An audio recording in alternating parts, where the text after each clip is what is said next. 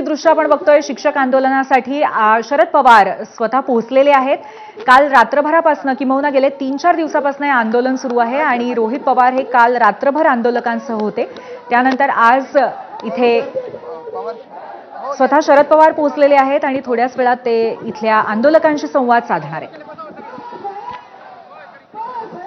विनाअनुदानित शिक्षकांचं हे आंदोलन आहे।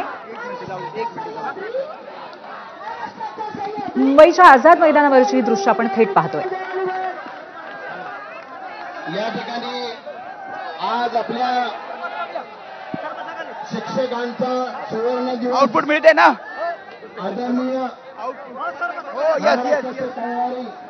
देशाचे नेते आदरणीय शरद पवार साहेब आणि त्यावर कुठे साहेब खासदार आलेले त्यांचं टाळ्या वाजवून जोरदार स्वागत करा।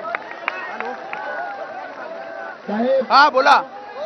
आपल्याला यापूर्वीचा प्रश्न ओके सांगितलेला होता की शासनाने 14 ऑक्टोबर 2000 विनाअनुदानित शिक्षकांचं आंदोलन सुरू आहे। कालपासून रोहित पवार या आंदोलकांसह होते। आपले प्रतिनिधी वेदांत नेब सध्या तिथे उपस्थित आहेत। वेदांत, सध्या या आंदोलनामध्ये शरद पवार पोहोचलेले आहेत। एकंदरीतच या आंदोलनाचं स्वरूप कसं राहिलेलं आहे आणि त्यानंतर आता शरद पवारांच्या उपस्थितीमध्ये पुढे कशा रीतीने हे आंदोलन वळण घेईल, काय वाटतंय? पूर्वी ज्या प्रकारे आपण बघितलं काल सकाळपासून या आंदोलनाला सुरुवात झाली आहे। विना अनुदानित अंशतः अनुदानित शिक्षकांचे आंदोलन आहे आणि त्यांना टप्पा अनुदान हवं आहे, कारण शासन निर्णय हा 2024 ऑक्टोबरमध्ये झाला, मात्र त्यांना अजूनही अनुदान मिळालेलं नाही आणि त्या मागणीसाठी हजारो शिक्षक आझाद मैदानावर कालपासून आंदोलन करतायत।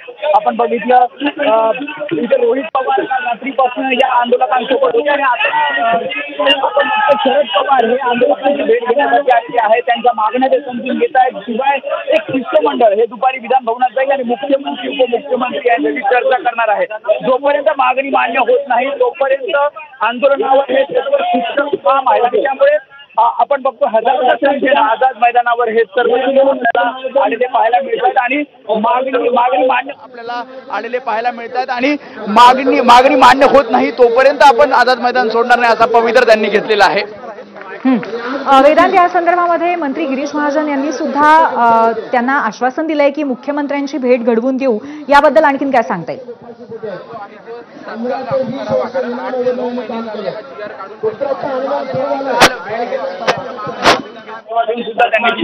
शिवाय आपण मुख्यमंत्र्यांच्या संदर्भात बोलू। आज दरम्यान हे शिक्षकांचं शिष्टमंडळ जाणार आहे, ज्यामध्ये ज्या मागण्या मान्य करण्यासंदर्भात पुन्हा एकदा चर्चा ही सगळी जे शिष्टमंडळ आहे ते मुख्यमंत्र्यांशी करणार आहे। टप्पा अनुदान तातडीने दिला जावा, हे अनुदान मिळावं यासाठी हे शिक्षक आझाद मैदानावर राज्यभरातून आलेले आहेत आणि त्यामुळे मुख्यमंत्री उपमुख्यमंत्री चर्चेनंतर नेमकं काय होतं हे पाहावं लागेल पुढे।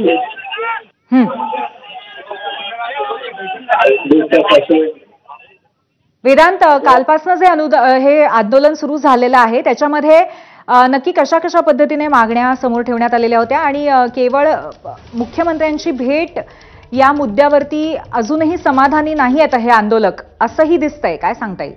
नाही, ज्या प्रकारे आपण बघतो कालपासून खरं तर मुख्यमंत्री उपमुख्यमंत्र्यांनी आपल्या मागण्यांकडे लक्ष द्यावं असं या सगळ्या शिक्षकांचं म्हणणं आहे। कारण काही शाळा सुद्धा बंद आहेत, त्यातून विदर्भ असेल मराठवाडा असेल ज्या विना अनुदानित शाळा आहेत ते सर्व विदर्भ असेल मराठवाडा असेल ज्या विना अनुदानित शाळा आहेत आपण थेट तिकडची दृश्य पाहूयात, सुद्धा बंद आहेत आणि त्यामुळे हे सुद्धा कोणामुळे घडले ते तो म्हणजे सर्वात महत्वाचा शिक्षक। आपल्या संस्कृतीमध्ये आपण म्हणतो की आई वडील सर्वात श्रेष्ठ, व त्याचबरोबरीने आई वडिलांबरोबरीनेच आमचा शिक्षक सुद्धा तेवढाच महत्वाचा घटक असतो आणि त्या जर शिक्षकाला या पावसाच्या वातावरणामध्ये जर हजारोच्या संख्येने जर या ठिकाणी बसायची वेळ येत असेल तर माझी राज्य सरकारला विनंती आहे